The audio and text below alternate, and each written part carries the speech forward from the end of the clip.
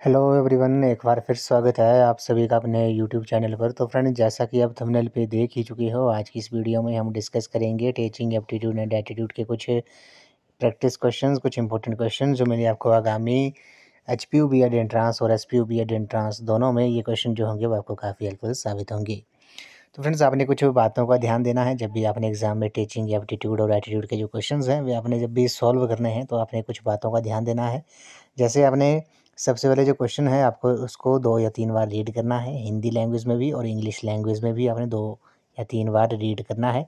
और जब भी आपने उनके आंसर देने हैं तो खुद को आपने पॉजिटिव वे में ही उनके आंसर देने हैं और खुद को एज़ अ टीचर रख के आपने इन क्वेश्चंस को सॉल्व करना है। ये कुछ बातें हैं जो अब आपने टीचिंग एप्टीट्यूड और एटीट्यूड के क्वेश्चन जो है वो आपने एग्ज़ाम में सॉल्व करने हैं, क्योंकि ये जो क्वेश्चंस होते हैं वे अंडरस्टैंडिंग बेस्ड होते हैं। इसमें ऐसा नहीं है कि आपने क्वेश्चन लर्न करके जाने हैं, बस आपने अपनी अंडरस्टैंडिंग को जो है वो पॉजिटिव वे में ही रखना है।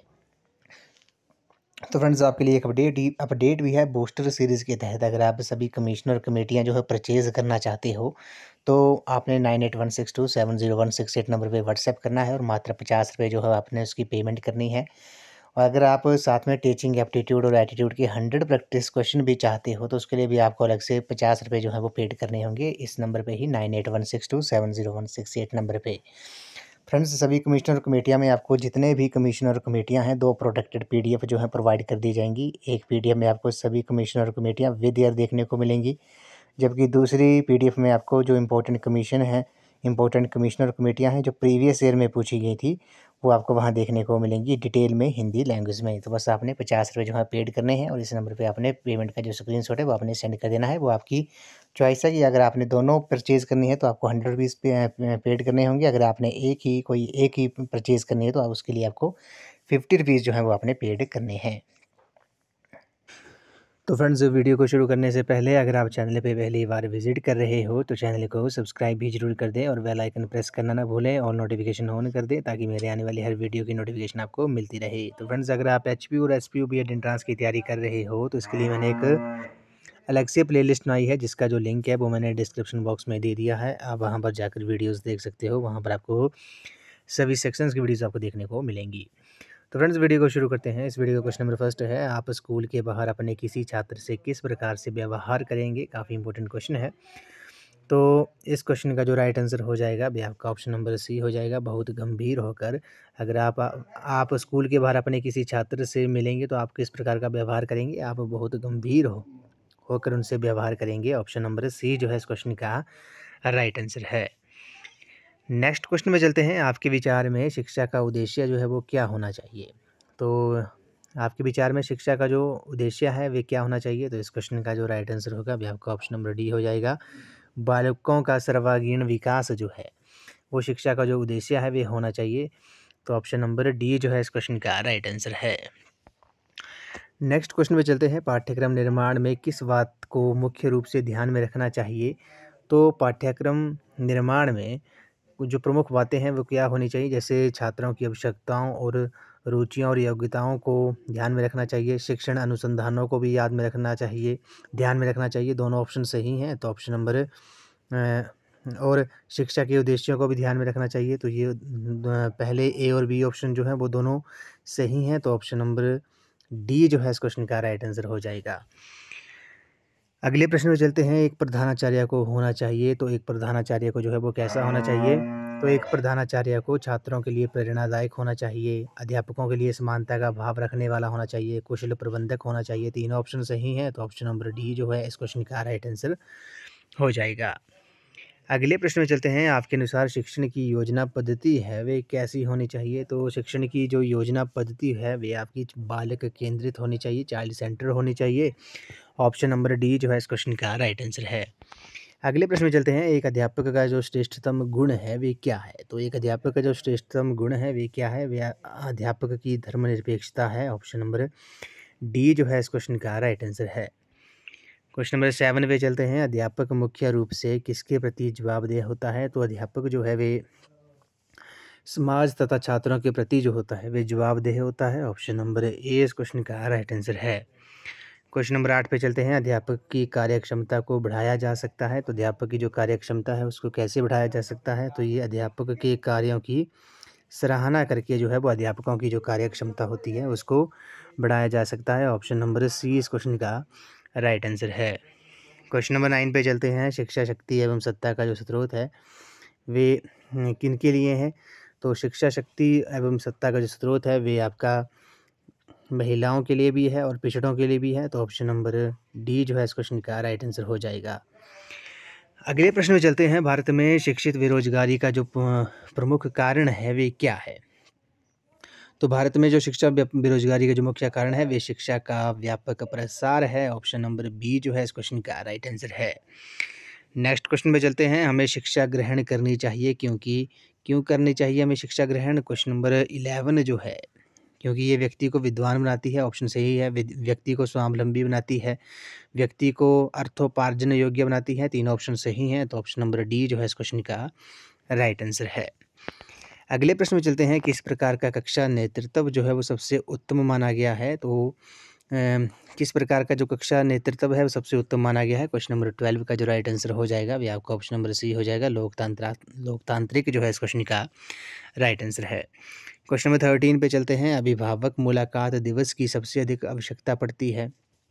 तो अभिभावक मुलाकात दिवस की जो सबसे अधिक आवश्यकता पड़ती है वो किन कक्षाओं में पड़ती है? वे प्राइमरी कक्षाओं में पड़ती है। ऑप्शन नंबर ए जो है इस क्वेश्चन का राइट आंसर है। अगले प्रश्न में चलते हैं। ग्रामीण क्षेत्रों के उत्थान का जो लक्ष्य है वह होना चाहिए, कैसा होना चाहिए? तो ग्रामीण क्षेत्रों के उत्थान का जो लक्ष्य है वह प्राइमरी एवं प्रौढ़ शिक्षा का प्रसार होना चाहिए, नगरीय सुख सुविधाओं का विस्तार होना चाहिए, उच्च शिक्षा का प्रसार होना चाहिए। तीन ऑप्शन सही हैं। तो ऑप्शन नंबर डी जो है इस क्वेश्चन का करेक्ट आंसर है। क्वेश्चन नंबर 15 पे चलते हैं। इसमें बोला गया है कि प्रधानाचार्य अपने अध्यापकों से आशा करता है। तो प्रधानाचार्य जो है अपने अध्यापकों से कैसी आशा करता है? वे समर्पण और निष्ठा की, आज्ञा पालन भाव की, योग्यता एवं ज्ञान की। तीन ऑप्शन सही हैं। तो ऑप्शन नंबर डी जो है इस क्वेश्चन का करेक्ट आंसर है। क्वेश्चन नंबर 16 पे चलते हैं। अभिभावक अपने बालकों के लिए अध्यापकों से आशा करते हैं। तो अभिभावक जो होते हैं वे अपने बालकों के लिए अध्यापकों से कैसी आशा करते हैं? तो आपको पता है वे योग्यता और ज्ञान की जो अपेक्षा है वे करते हैं। ऑप्शन नंबर सी जो है इस क्वेश्चन का राइट आंसर है। सॉरी, इस क्वेश्चन का जो राइट आंसर होगा वह आपका ऑप्शन नंबर डी हो जाएगा। अभिभावक जो है अपने बालकों के लिए अध्यापकों से जो आशा करते हैं वे निष्पक्ष व्यवहार की करते हैं और सहानुभूति एवं प्रेम की करते हैं। तो ऑप्शन डी इस क्वेश्चन का करेक्ट आंसर है।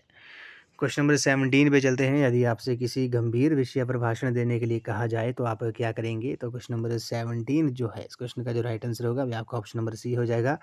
सहर्ष तैयार हो जाएंगे यदि आपसे किसी गंभीर विषय पर भाषण देने के लिए कहा जाता है। अगले प्रश्न में चलते हैं। आज के वैज्ञानिक युग में छात्रों को आध्यात्मिकता का जो ज्ञान है का ज्ञान देना जो है वो ज्ञान देना कैसा है? तो क्वेश्चन नंबर 18 का जो राइट आंसर है वह आपका ऑप्शन नंबर बी है। आवश्यक है। आज के वैज्ञानिक युग में छात्रों को आध्यात्मिकता का जो ज्ञान है वह देना जो है वो ज़रूरी है। क्वेश्चन नंबर 19 पे चलते हैं। विद्यालय के सभी कार्यक्रमों में भाग लेना चाहिए, क्यों लेना चाहिए?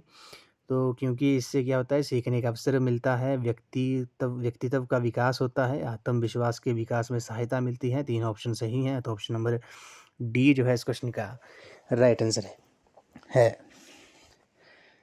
अगले प्रश्न में चलते हैं। किसी भी विषय वस्तु को छात्रों को सरलता से सिखाने के लिए अध्यापक का सर्वप्रथम जो गुण है वे क्या होना चाहिए? तो काफ़ी इंपॉर्टेंट क्वेश्चन है। तो क्वेश्चन नंबर 20 का जो राइट आंसर होगा वह आपका ऑप्शन नंबर बी हो जाएगा। विषय वस्तु का जो ज्ञान है, किसी भी विषय वस्तु को छात्रों को सरलता से सिखाने के लिए अध्यापक का जो सर्वप्रथम गुण है वे विषय वस्तु का ज्ञान होना चाहिए। क्वेश्चन नंबर 21 में चलते हैं। विद्यालय में खेलों के आयोजन का जो उद्देश्य होता है वे क्या होता है? तो विद्यालयों में जो खेलों के आयोजन का जो उद्देश्य होता है वे बालकों का सर्वांगीण विकास करना होता है। ऑप्शन नंबर डी जो है इस क्वेश्चन का राइट आंसर है। नेक्स्ट क्वेश्चन में चलते हैं। एक छात्र की दृष्टि से विद्यालय में छात्र संघ संगठन के बारे में आपकी धारणा क्या है? तो एक छात्र की दृष्टि से विद्यालय में छात्र संघ संगठन के बारे में आपकी जो धारणा है वे क्या है? तो क्वेश्चन नंबर 22 का जो राइट आंसर हो जाएगा वह आपका ऑप्शन नंबर डी हो जाएगा। इससे छात्रों में नेतृत्व की जो भावना होती है वे बढ़ती है। क्वेश्चन नंबर 23 पे चलते हैं। यदि कोई अभिभावक आपसे मिलने कभी नहीं आता है तो आप क्या करेंगे? तो आपने क्या करना है, आप जो होंगे उनसे स्वयं मिलने जाएंगे। ऑप्शन सी इस क्वेश्चन का राइट आंसर है। नेक्स्ट क्वेश्चन में चलते हैं, क्वेश्चन नंबर 24 पे चलते हैं। किस विद्वान ने सीखने के 5 चरण बताए थे? तो क्वेश्चन नंबर 24 का जो राइट आंसर है वे आपका ऑप्शन नंबर बी है, हर्बर्ट जो है इस क्वेश्चन का राइट आंसर है। हर्बर्ट ने सीखने के जो है 5 चरण बताए थे। क्वेश्चन नंबर 25 जो है उसमें मिसप्रिंट है। अगले प्रश्न में चलते हैं। 26 में बोला गया कि अनुशासन भंग करने वाले छात्र को दिया गया दंड ऐसा होना चाहिए, तो कैसा दंड होना चाहिए? तो क्वेश्चन नंबर 26 का जो राइट आंसर है वे आपका ऑप्शन नंबर सी है, दंड पाने वाला छात्र अपने आप को सुधार ले, ऐसा दंड जो है वो अनुशासन भंग करने वाले छात्र को दिया जाना चाहिए। क्वेश्चन नंबर 27 पे चलते हैं। बच्चों के लिए सबसे उत्तम शिक्षक वे है जो स्वयं बालक जैसा हो, ये कथन जो है वही किसका है? तो ये जो कथन है वे मैंकिन का है। ऑप्शन नंबर ए जो है इस क्वेश्चन का राइट आंसर है। क्वेश्चन नंबर 28 पे चलते हैं। मानसिक स्वास्थ्य विज्ञान का जो महत्व है वे किस दृष्टि से है? तो मानसिक स्वास्थ्य विज्ञान का जो महत्व है वो आपको पता है, ये रोकथाम की दृष्टि से भी है, निराकरण की दृष्टि से भी है, संरक्षणात्मक दृष्टि से भी है। 3 ऑप्शन सही हैं, तो ऑप्शन नंबर डी जो है इस क्वेश्चन का राइट आंसर है। अगले प्रश्न में चलते हैं। शिक्षक की जो आवश्यकताएं हैं, तो शिक्षक की जो आवश्यकताएं हैं वे क्या हैं? तो शिक्षक की आवश्यकताएं जो हैं वो शिक्षक को नौकरी की सुरक्षा चाहिए, शिक्षक को समय पर पदोन्नति चाहिए, शिक्षक को समाज में आदर सम्मान चाहिए। 3 ऑप्शन सही हैं, तो ऑप्शन नंबर डी जो है इस क्वेश्चन का राइट आंसर है। क्वेश्चन नंबर 30 पे चलते हैं। विद्यालय में बालकों के मानसिक स्वास्थ्य को कौन सा कारक जो है वो प्रभावित करता है? तो विद्यालयों में बालकों के मानसिक स्वास्थ्य को जो है वो प्रमुख रूप से कौन सा कारक जो है प्रभावित करता है? क्वेश्चन नंबर 30 का जो राइट आंसर है यहाँ का ऑप्शन नंबर डी है, समान श्रेणियाँ जो है इस क्वेश्चन का राइट आंसर है।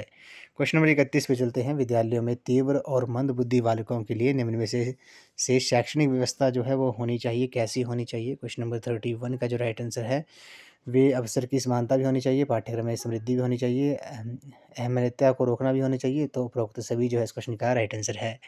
अगले प्रश्न में चलते हैं। सृजनात्मक वे कार्य है जिसका परिणाम नवीन हो, जो किसी समूह द्वारा उपयोगी या संतोषजनक रूप में मान्य हो, ये किसने कथन जो है वो किसने प्रतिपादित किया है? क्वेश्चन नंबर 32 का जो राइट आंसर है आपका ऑप्शन नंबर है, स्टेन ने। नेक्स्ट क्वेश्चन में चलते हैं। अधिगम को प्रभावित करने वाले जो कारक हैं वे कौन से हैं? तो अधिगम को जो प्रभावित करने वाले जो कारक हैं वे आपके भूख और परिपक्वता है, प्रशंसा और निंदा है, शिक्षण पद्धति एवं अभ्यास है। 3 ऑप्शन सही हैं, तो ऑप्शन नंबर डी जो है इस क्वेश्चन का राइट आंसर है। अगले प्रश्न में चलते हैं। परामर्श का उद्देश्य है छात्र की अपनी विशिष्ट योग्यताओं और उचित दृष्टिकोण का विकास करने में समाधान में सहायता देना। ये जो कथन है वे किसने दिया है? क्वेश्चन नंबर 34 का जो राइट आंसर होगा वो आपका ऑप्शन नंबर बी हो जाएगा, रॉबर्ट्स जो है इस क्वेश्चन का राइट आंसर है। क्वेश्चन नंबर 35 पे चलते हैं। निर्देशन की आवश्यकता होती है, क्यों होती है? तो निर्देशन की जो आवश्यकता होती है वे अपनी रुचियों और सामाजिक आवश्यकताओं के अनुसार भावी जीवन की योजना के लिए जो होती है वो निर्देशन की आवश्यकता होती है। क्वेश्चन नंबर 36 पे चलते हैं। छात्र परामर्श का जो संबंध है वे किससे है? जो छात्र परामर्श का जो संबंध है वे छात्र की क्षमताओं के अनुकूल उचित स्थिति प्राप्त करने से है। क्वेश्चन नंबर 37 पे चलते हैं। विद्यालय में शिक्षक बालकों के समायोजन के लिए कौन सा कार्य नहीं करेगा? तो शिक्षक जो है बालकों के समायोजन के लिए कौन सा कार्य जो है वो नहीं करेगा? क्वेश्चन नंबर 37 का जो राइट आंसर है वो आपका ऑप्शन नंबर डी है, कठोर दंड देकर कार्य करवाना। क्वेश्चन नंबर 38 पे चलते हैं। निम्न में से कुसमयोजित बालक है तो कौन सा है? क्वेश्चन नंबर 38 का जो राइट आंसर होगा वो आपका ऑप्शन नंबर डी हो जाएगा, उपरोक्त सभी। नेक्स्ट क्वेश्चन में चलते हैं। क्वेश्चन नंबर 39 में बोला गया कि समायोजन की जो प्रक्रिया है वे कैसी है? तो समायोजन की जो प्रक्रिया है वे गतिशीलता है। ऑप्शन ए इस क्वेश्चन का राइट आंसर है। नेक्स्ट क्वेश्चन पे चलते हैं। मूल प्रवृत्ति अभिप्रेरणा सिद्धांत के जो प्रवर्तक हैं वो कौन कहलाता है? तो क्वेश्चन नंबर 40 का जो राइट आंसर है वह आपका ऑप्शन नंबर डी हो जाएगा, मैकडूगल जो है इस क्वेश्चन का राइट आंसर है। क्वेश्चन नंबर 41 पे चलते हैं। ऐसा कौन सा अभिप्रेरणा का सिद्धांत है जो संकल्प शक्ति पर बल देता है? तो क्वेश्चन नंबर 41 का जो राइट आंसर होगा वह आपका ऑप्शन नंबर डी हो जाएगा, उपरोक्त सभी। शारीरिक सिद्धांत, मनोविश्लेषणात्मक सिद्धांत और ऐच्छिक सिद्धांत जो हैं ये तीनों ऑप्शन सही हैं। ऑप्शन डी इस क्वेश्चन का राइट आंसर है। क्वेश्चन नंबर 42 पे चलते हैं। एक समायोजित व्यक्ति की विशेषता नहीं है, तो समायोजित व्यक्ति की जो विशेषता है वो आपने बतानी है कि कौन सी नहीं है। तो क्वेश्चन नंबर 42 का जो राइट आंसर है वह आपका ऑप्शन नंबर बी हो जाएगा, उचित संवेगों का प्रदर्शन। क्वेश्चन नंबर 43 पे चलते हैं। तनावपूर्ण परिस्थिति, पीड़ा व दुख से बचने के लिए क्या करना चाहिए? क्वेश्चन नंबर 43 का जो राइट आंसर है वह आपका ऑप्शन नंबर बी है, प्रत्यक्ष उपायों का प्रयोग जो है वो करना चाहिए। क्वेश्चन नंबर 44 पे चलते हैं। शिक्षण और अधिगम है, तो शिक्षण और अधिगम जो है वो क्या है? तो शिक्षण और अधिगम जो है वे एक सिक्के के दो पहलू हैं। शिक्षण से अधिगम तथा अधिगम से शिक्षण की प्राप्ति होती है और दोनों ज्ञेयात्मक प्रक्रियाएं हैं। तो ऑप्शन नंबर डी जो है इस क्वेश्चन का राइट आंसर हो जाएगा। अगले प्रश्न में चलते हैं। बालक को सीखने के समय ही जिस क्रिया को सीखना होता है, टेप रिकॉर्डर पर रिकॉर्ड करके उसका संबंध मस्तिष्क से कर दिया जाता है। ये कथन जो है वो कैसा कथन है? तो इस क्वेश्चन का जो राइट आंसर है आपका ऑप्शन नंबर ए हो जाएगा, अनुकरण द्वारा सीखना। क्वेश्चन नंबर 46 पे चलते हैं। व्यक्तिगत विभिन्नता का मुख्य कारण निम्नलिखित में से है। तो व्यक्तिगत विभिन्नता का जो मुख्य कारण है वे आपका वंशानुक्रम का प्रभाव भी है, वातावरण का प्रभाव भी है, आयु और बुद्धि का प्रभाव भी है। 3 ऑप्शन सही हैं। ऑप्शन डी इस क्वेश्चन का राइट आंसर है। क्वेश्चन नंबर 47 पे चलते हैं। अंधे बालकों को शिक्षण दिया जाता है तो ब्रेल पद्धति द्वारा। ऑप्शन नंबर सी इस क्वेश्चन का करेक्ट आंसर हो जाएगा। नेक्स्ट क्वेश्चन में चलते हैं। निम्नलिखित में से विशिष्ट योग्यता की जो मुख्य विशेषता है वे कौन सी है? तो क्वेश्चन नंबर 48 का जो राइट आंसर होगा वे आपका ऑप्शन नंबर डी हो जाएगा, उपरोक्त सभी। क्वेश्चन नंबर 49 पे चलते हैं। क्वेश्चन नंबर 49 में बोला गया कि बालक को सामाजिक व्यवहार की शिक्षा दी जा सकती है, तो किससे दी जा सकती है? क्वेश्चन नंबर 49 का जो राइट आंसर है वे आपका ऑप्शन नंबर बी है, विभिन्न सामाजिक क्रियाओं से। क्वेश्चन नंबर 50 पे चलते हैं। दूसरे व्यक्तियों में संवेग देखकर हम उसका करने लगते हैं, क्या करने लगते हैं? तो क्वेश्चन नंबर 50 का जो राइट आंसर होगा वे आपका ऑप्शन नंबर सी हो जाएगा, अनुभव करने लगते हैं। अगले प्रश्न में चलते हैं। निष्क्रिय सहानुभूति होती है, तो निष्क्रिय सहानुभूति जो है वो ये होती है मौखिक व कृत्रिम होती है। ऑप्शन डी इस क्वेश्चन का राइट आंसर है। क्वेश्चन नंबर 52 पे चलते हैं। स्किनर ने कितने प्रकार के उप पुनर्वलन का प्रयोग जो है वो किया है? क्वेश्चन नंबर 52 का जो राइट आंसर है आपका ऑप्शन नंबर बी है, 4 प्रकार के। क्वेश्चन नंबर 53 पे चलते हैं। कोहलर का अधिगम सिद्धांत निम्नलिखित नाम से जाना जाता है। तो क्वेश्चन नंबर 53 का जो राइट आंसर है वे आपका ऑप्शन नंबर ए है, अंतर्दृष्टि का सिद्धांत के नाम से जाना जाता है। क्वेश्चन नंबर 54 पे चलते हैं। अधिगम को प्रभावित करने वाले जो घटक हैं वे कौन से हैं? तो इस क्वेश्चन का जो राइट आंसर होगा वे आपका प्रेरणा भी है, उचित वातावरण भी है, परिपक्वता है। तो ऑप्शन नंबर डी इस क्वेश्चन का करेक्ट आंसर है।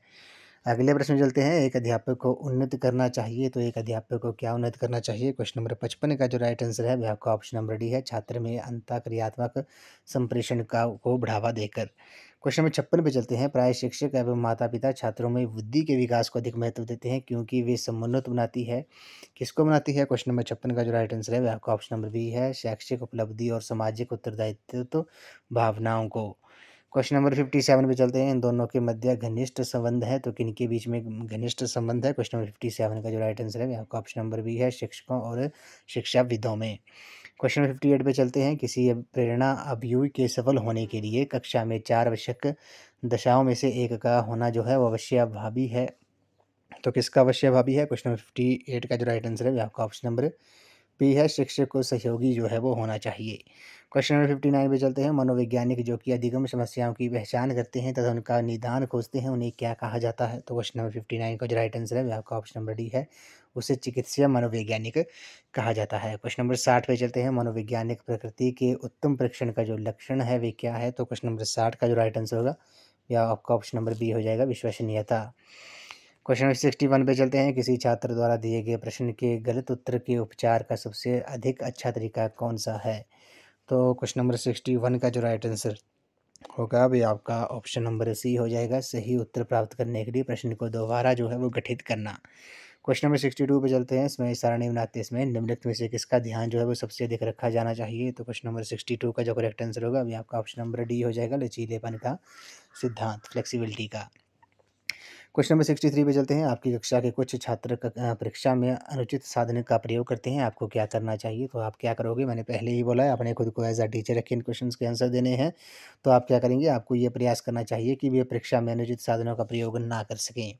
क्वेश्चन नंबर 64 पे चलते हैं। प्राथमिक आपकी कक्षा का एक छात्र कुछ छात्राओं के साथ दुर्व्यवहार करता है, तो बताइए आप क्या करेंगे?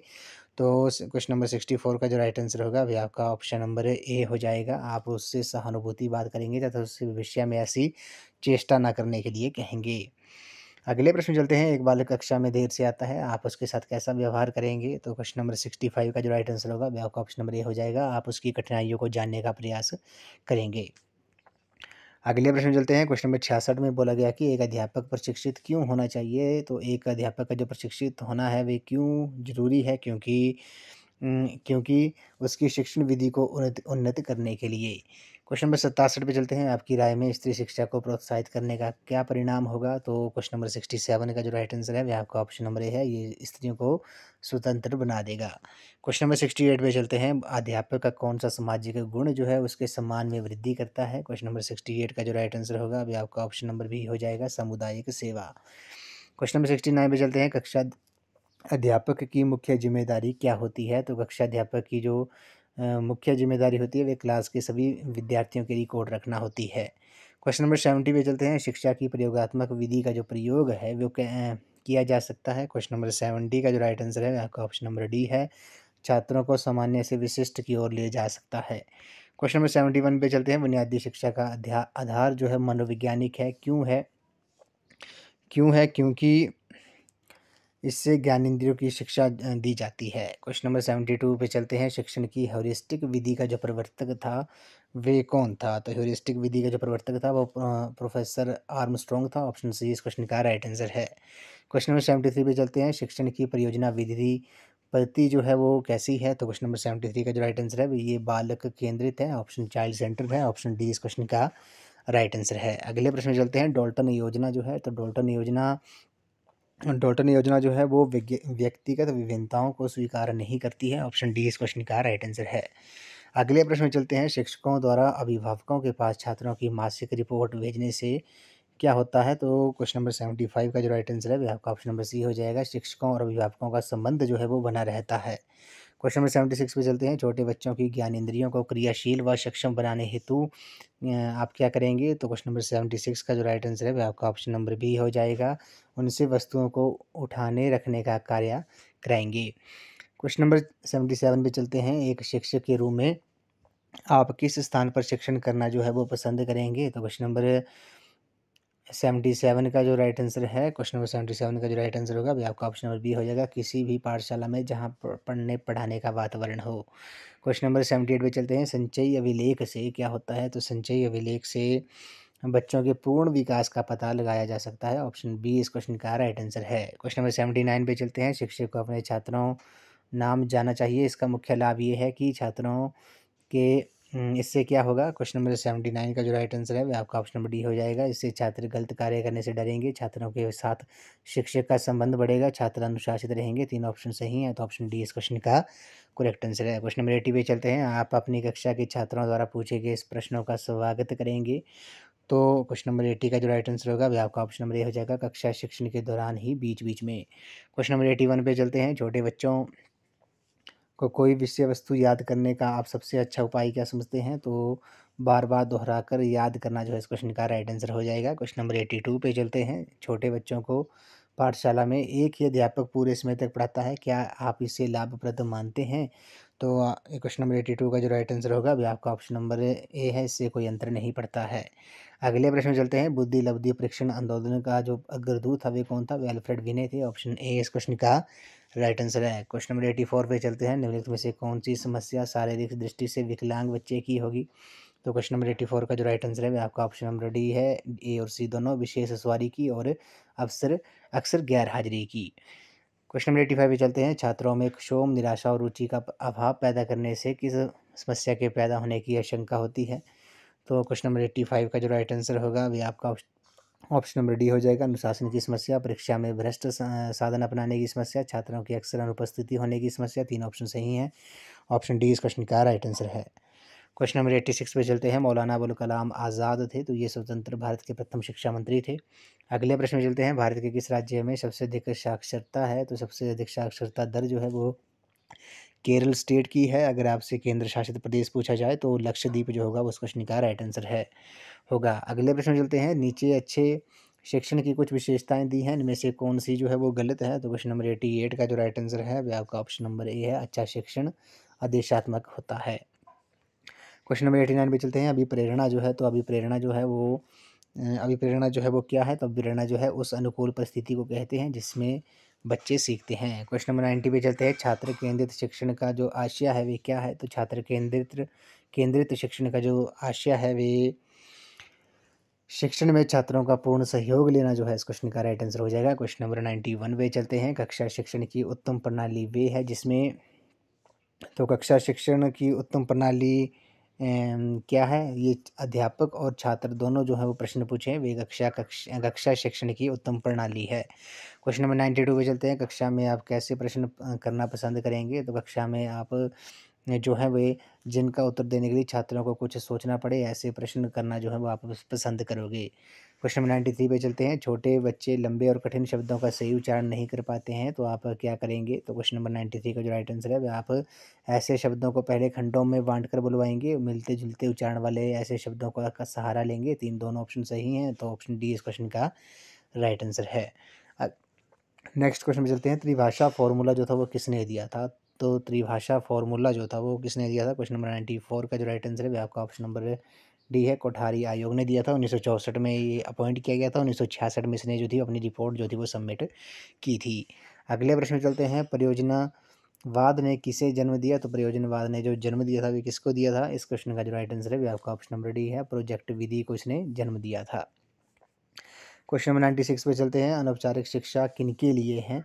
तो अनौपचारिक जो शिक्षा है वे किनके लिए है? ये जो शिक्षा पूरी करने से पहले स्कूल छोड़ चुके हों, उन बच्चों के लिए जो कहीं कोई काम कर रहे हैं, या उन बच्चों के लिए जो स्कूल नहीं जाते हैं। तीन ऑप्शन सही हैं, तो ऑप्शन नंबर डी इस क्वेश्चन का राइट आंसर है। अगले प्रश्न में चलते हैं। इसमें बोला गया कि भारत में अंतर्राष्ट्रीय शिक्षा वर्ष जो था वो कब बनाया गया था? तो ये 1989 में बनाया गया था। ऑप्शन नंबर सी जो है इस क्वेश्चन का राइट आंसर है।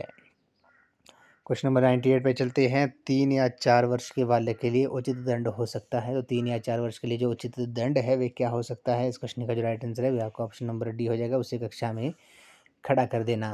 क्वेश्चन नंबर 99 पे चलते हैं। पूर्ण अनुशासित कक्षा की जो पहचान है वे क्या है? तो पूर्ण अनुशासित कक्षा की जो पहचान है वे छात्रों की पठन पाठन प्रक्रिया में पूर्ण रुचि और शांतिपूर्ण भागीदारी जो है वे आपकी पूर्ण अनुशासित कक्षा की पहचान है। इस वीडियो का ये लास्ट क्वेश्चन है। प्रभावी शिक्षक की कौन सी बात छात्र को अच्छी लगती है? तो प्रभावी शिक्षक की जो बात है जो कि छात्र को अच्छी लगती है वे है आपकी उसकी विद्वता। ऑप्शन नंबर बी जो है इस क्वेश्चन का राइट आंसर है। तो फ्रेंड्स आज की इस वीडियो में बस इतना ही। आज हमने टीचिंग एप्टीट्यूड और एटीट्यूड के 100 प्रैक्टिस क्वेश्चन जो है 100 इंपॉर्टेंट क्वेश्चन जो है वो आज हमने इस वीडियो में डिस्कस किए, जो मेनली आपको आगामी एचपीयू बीएड एंट्रांस और कल होने वाले एसपीयू बीएड एंट्रांस में ये क्वेश्चन जो होंगे आपको काफ़ी हेल्पफुल साबित होंगे। तो मैंने आपको पहले ही बताया है, आपने कुछ बातें हैं, इंपॉर्टेंट बातें हैं जो जब भी आपने एग्जाम में टीचिंग एप्टीट्यूड और एटीट्यूड के जो क्वेश्चंस हैं वो आपने सॉल्व करने हैं, तो आपने खुद को एज अ टीचर रख के इन क्वेश्चंस के आंसर देने हैं और पॉजिटिव वे में ही इनके आंसर देने हैं, ये भी आपने याद रखना है। और हर एक ऑप्शन को 2 या 3 बार रीड करना है। हिंदी और इंग्लिश दोनों में रीड करना है। हिंदी में समझ आए, कोई वर्ड ऐसा होता है जो हिंदी में समझ नहीं आता है, कोई वर्ड इंग्लिश में समझ नहीं आता है, तो आपने दोनों लैंग्वेज में जो आपने उनको 2 या 3 बार रीड करना है और खुद को as a teacher positive way में ही आपने इनके आंसर देने हैं। तो फ्रेंड्स आज की इस वीडियो में बस इतना ही। आई होप आपको ये वीडियो पसंद आई होगी, तो वीडियो को लाइक शेयर एंड कमेंट जरूर कर दें, चैनल को सब्सक्राइब भी जरूर कर दें और बेल आइकन प्रेस करना ना भूलें। ऑल नोटिफिकेशन ऑन कर दें ताकि मेरे आने वाली हर वीडियो की नोटिफिकेशन आपको मिलती रहे। तो फ्रेंड्स अगर आप एचपी और एसपीयू बीएड एंट्रांस की तैयारी कर रहे हो तो इसके लिए मैंने एक अलग से प्लेलिस्ट बनाई है, जिसका जो लिंक है वो मैंने डिस्क्रिप्शन बॉक्स में दे दिया है। आप वहां पर जाकर वीडियोस देख सकते हो, वहां पर आपको सभी सेक्शंस की वीडियो आपको देखने को मिलेंगी। तो फ्रेंड्स अगर आप national commissions and committees on education की सभी national commissions and committees on education अगर आप परचेज़ करना चाहते हो तो आपने बस 9816270168 नंबर पे व्हाट्सएप करना है और आपने मात्र 50 रुपये जो है वो पेड करने हैं। पेमेंट का जो स्क्रीनशॉट है वो आपने इसी नंबर पे सेंड कर देना है। आपको 2 प्रोडक्टेड पीडीएफ जो है प्रोवाइड कर दी जाएंगी। एक पीडीएफ में आपको सभी कमीशन और कमेटियाँ विद ईयर देखने को मिलेंगी, कौन सी कमेटी किस वर्ष आई थी, एक में आपको वो देखने को मिलेगी, जबकि दूसरी पीडीएफ में आपको जो इम्पोर्टेंट कमीशन और कमेटियाँ हैं जो प्रीवियस ईयर में पूछी गई थी डिटेल में हिंदी लैंग्वेज में आपको देखने को मिलेंगी। तो बस आपने इस नंबर पे व्हाट्सएप करना है और मात्र 50 रुपये जो है आपने पेड करने हैं। अगर आप टीचिंग एप्टीट्यूड और एटीट्यूड की 100 प्रैक्टिस क्वेश्चन जो है हिंदी लैंग्वेज में वो भी प्रैक्टिस के लिए अगर आप परचेज़ करना चाहते हो तो आपने दोनों के उसके लिए भी आपको 50 रुपये पेड करने होंगे। अगर आपने national commissions and committees on education और टीचिंग एप्टीट्यूड और एटीट्यूड के 100 प्रैक्टिस क्वेश्चन भी परचेज़ करने हैं तो इन दोनों के लिए आपको ₹100 जो है वो आपको पेड करने होंगे और पेमेंट का जो स्क्रीनशॉट है वो आपको इस नंबर पे सेंड करना होगा। आपको 3 प्रोटेक्टेड PDF जो है विद पासवर्ड जो है वो आपको प्रोवाइड कर दी जाएंगी। तो फ्रेंड्स आज की इस वीडियो में बस इतना ही। आई होप आपको वीडियो पसंद आई होगी। तो वीडियो को लाइक शेयर एंड कमेंट जरूर कर दें और चैनल को सब्सक्राइब भी जरूर कर दें। बेल आइकन प्रेस करना ना भूलें और नोटिफिकेशन ऑन कर दें ताकि मेरे आने वाली हर वीडियो की नोटिफिकेशन आपको मिलती रहे। तो थैंक यू फ्रेंड्स।